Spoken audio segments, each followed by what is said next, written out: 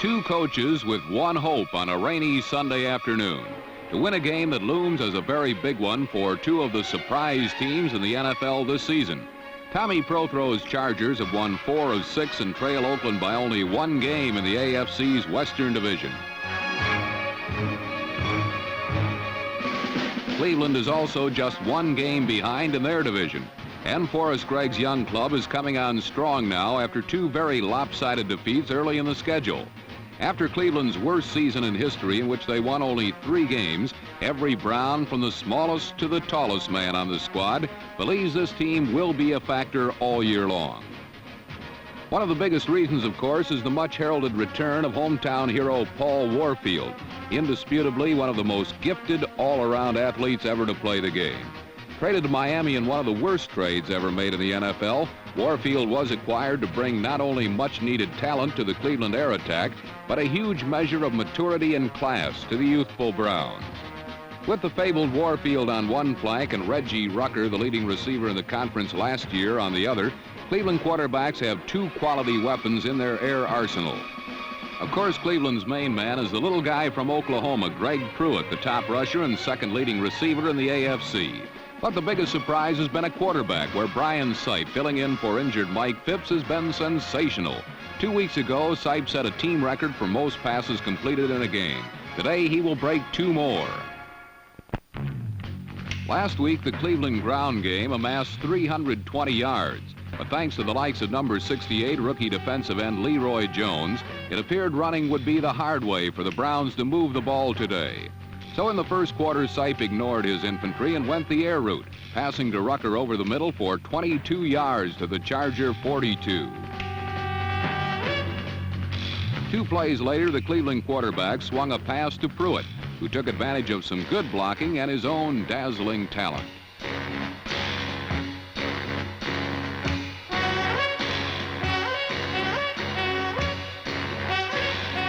"19 yards further into Charger territory, Sipe continued to use Pruitt on passes and quick pitches as the Browns moved goalward against the San Diego defense.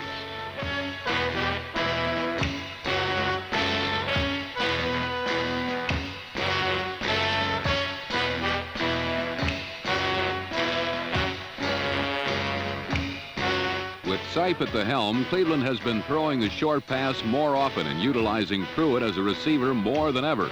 This is one area where Sipe is an improvement over Mike Phipps, who likes the long ball. The Browns' brain trust had been successful in getting the ball to Pruitt on the flanks, where he is so dangerous. Now from the Charger 19, the call was for Pruitt inside, and the little guy with a Mighty Mouse physique took it all the way to the 3. A repeat of Pruitt's twisting, turning journey through blue and gold shows why he was the leading runner in the American Conference.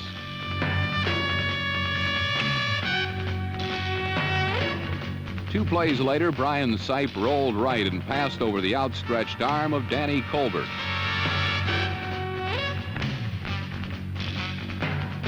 Reggie Rucker's touchdown was his 6th of the season, and it gave Cleveland the lead 7-0.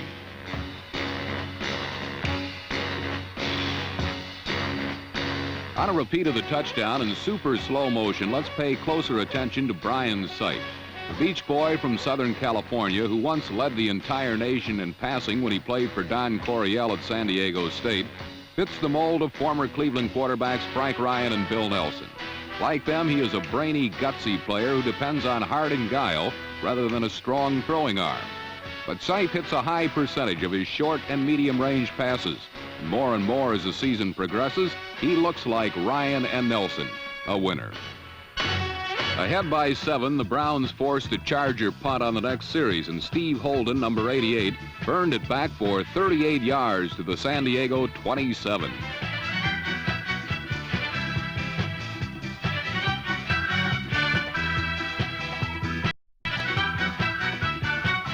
Holden was the collegiate hotshot that was supposed to make Cleveland fans forget about Paul Warfield.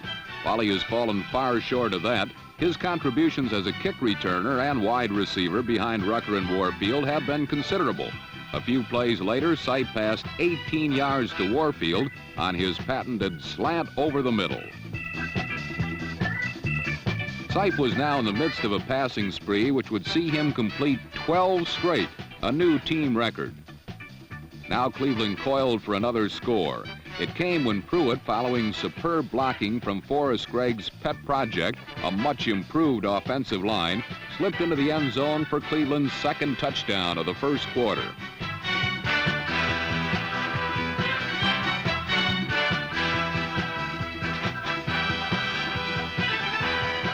On the Browns' first possession of the second period, they began a third consecutive sustained drive, starting with another Sipe-Warfield hookup that produced a first down.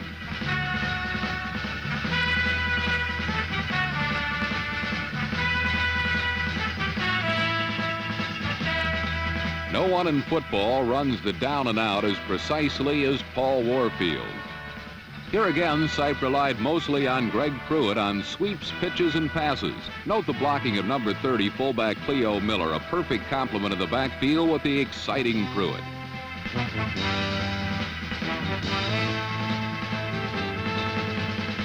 For the beleaguered Chargers, the little guy seemed unstoppable.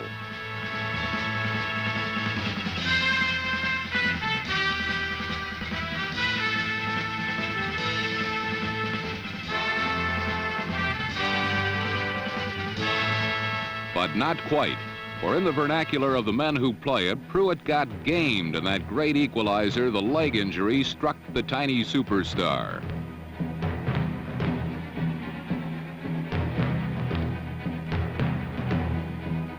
Pruitt suffered a badly sprained ankle that put him out of the ball game for the rest of the day and will keep him on the bench for one, possibly two more games.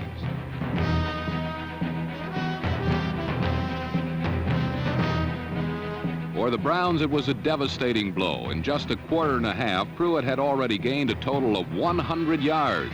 Also injured on the very next play was Cleveland's fine fullback, Cleo Miller. Thus ended the Browns' frontal attack for the rest of the half, and with just 2 minutes showing, the Chargers finally came to life.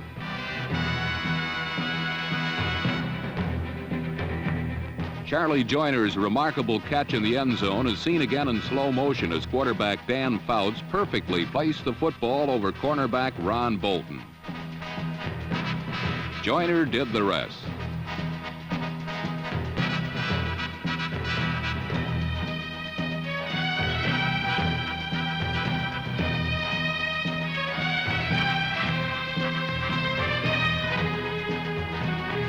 Several plays later, San Diego had the ball again, and again the Fouts-Joyner combo produced a big play.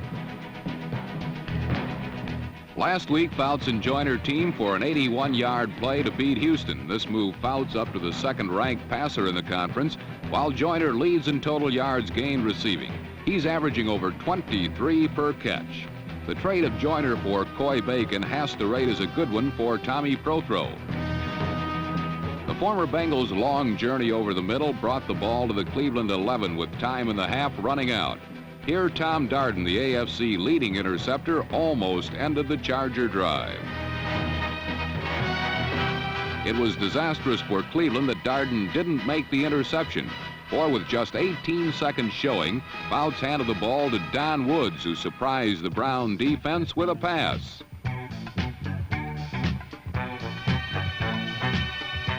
Sam Scarber's lonely catch was the Chargers' second touchdown in less than 2 minutes and tied the game at 14 apiece.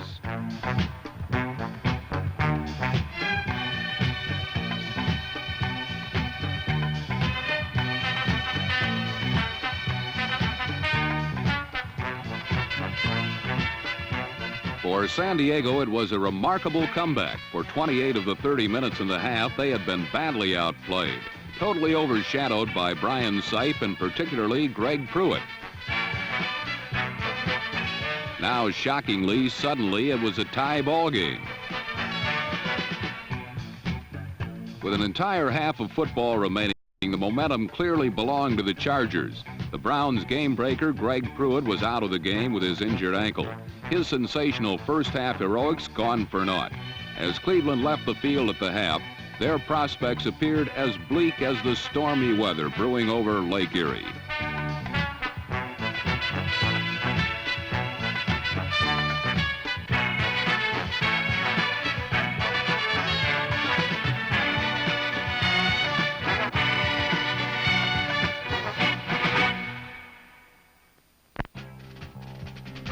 Chargers, who had scored 2 touchdowns in the last 2 minutes of the first half, maintained their heat through the halftime break. And on the passing of Dan Fouts, moved deep into Cleveland territory on their first possession of the new half. Both Fouts and Sipe would complete 23 passes in the game, and as illustrated on this isolation of Brown defensive end Joe Turkey Jones, they were able to do it because of impeccable pass protection. With the goal line now only 8 yards away, Fouts turned to his runners, but they were denied. An improved Cleveland defense is a major reason for the Browns' resurgence in 1976. And number 86 linebacker Gerald Irons, who came over from the Oakland Raiders, is a major reason for that improvement. Iron-willed Irons and his cohorts held San Diego at the 5-yard line.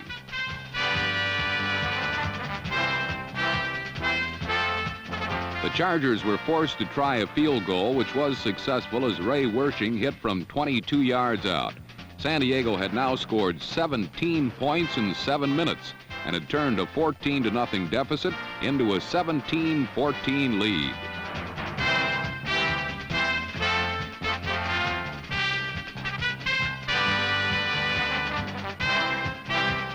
Quick strike offense is not all that new to the Chargers, who can put up points with any team in football. And though they do not have a shutout defense, it is good enough to hold the opposition to fewer points than their offense can score. With Greg Pruitt out, a whole lot of the Cleveland offense was missing, and the Charger defense felt quite secure in the belief that they could hold the Browns.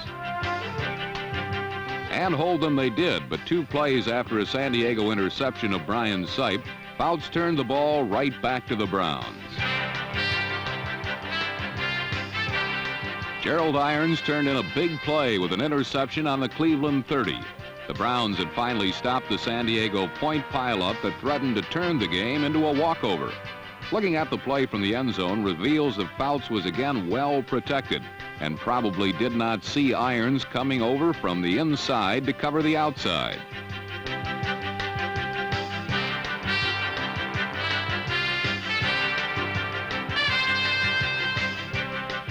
Irons' interception kept San Diego from further running up the score, but the Browns still trailed and were again unable to move, so the Cleveland defense took matters into its own hands.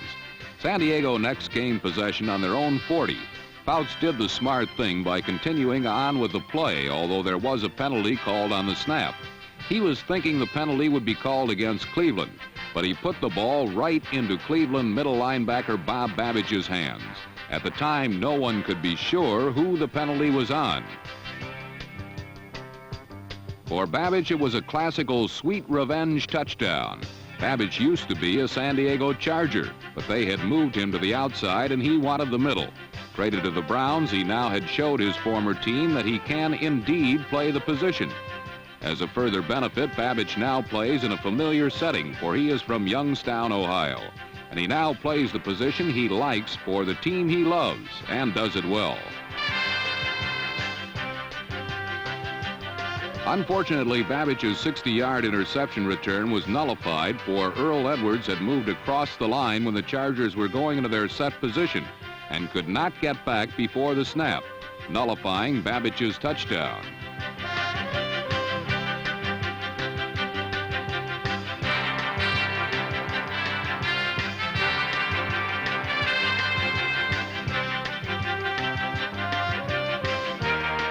The Cleveland defense had almost given the Browns the lead, something that their Greg Pruitt-less offense could not deliver to this point.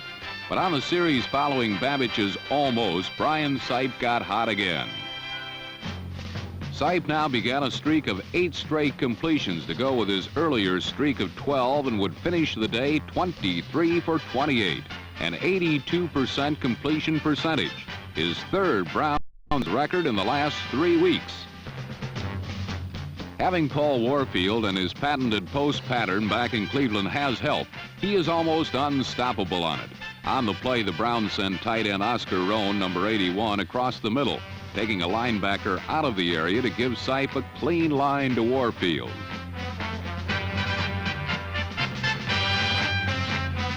Sipe had the Chargers reeling and set up for a run on which Larry Poole tacked 18 yards onto the drive. Poole, with 64 yards rushing, was taking some of the pain out of Pruitt's absence.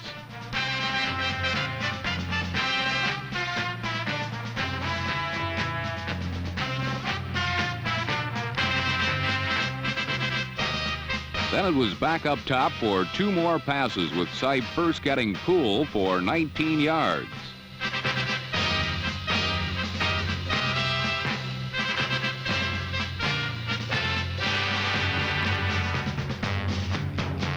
To finish the drive, Sipe hit Oscar Rohn on the second play of the fourth quarter, and Cleveland had regained the lead.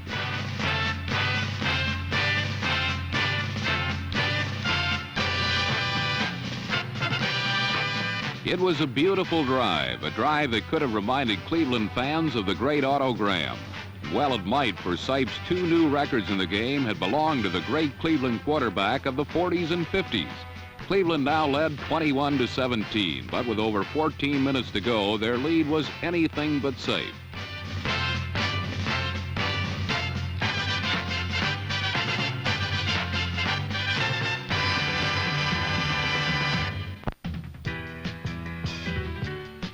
The San Diego Chargers are capable of scoring from anywhere at any time, and with almost a whole quarter to go, there was no need to panic.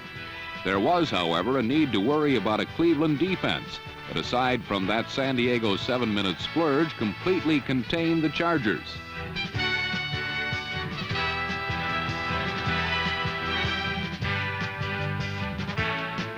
The only problem for the Browns was that they, too, were unable to move for a clinching score. The game would come down to 4 possessions, 2 by each team.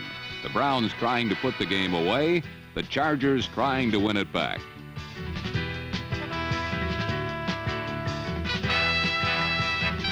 On the Browns' 2 possessions, Sipe moved Cleveland close enough for 2 field goal tries.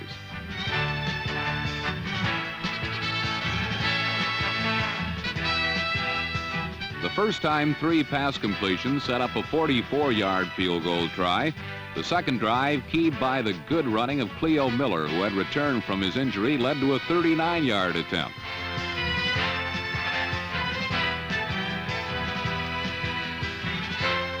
Unfortunately for the Browns, Don Cockroft missed both attempts, and though Cockroft felt downright down, the official who called one kick no good felt downright silly.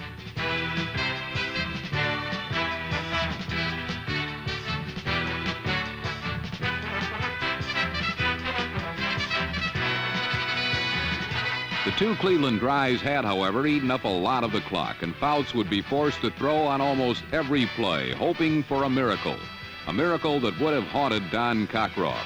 But Fouts could not make it happen on the Chargers' last 2 possessions. First, from the Cleveland 30, Charlie Joyner broke between 2 Brown backs, but Fouts missed him.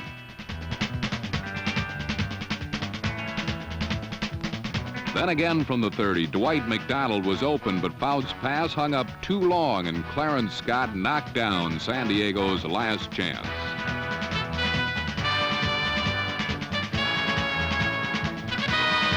Cleveland's 21-17 win brings both the Browns and Chargers to 4-3 records, but they are 2 very different 4-3s. The Chargers have now dropped 3 out of their last 4. They are 2 games behind the Raiders in the AFC West Division and in danger of slipping out of the race with a game in Pittsburgh coming up this week.